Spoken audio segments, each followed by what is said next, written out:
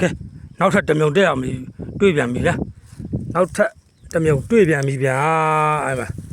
တောင်မိုးမိုးခေါ်မိုးဖြူ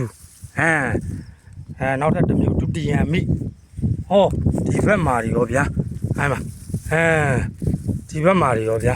အဲ့မှာဖွင့်ကြံနေအဲ့မှာဒီဘက်မှာရောဒီဘက်မှာရောဗျာနောက်ထပ်ရှိသေးလားလို့ရှာလိုက်တော့လောလောဆယ်ဒီနာအဲ့တနေရာနဲ့အဲ့နှစ်မြုံဗျာနောက်တနေရာနဲ့နှစ်မြုံဗျာအဲ့မှာ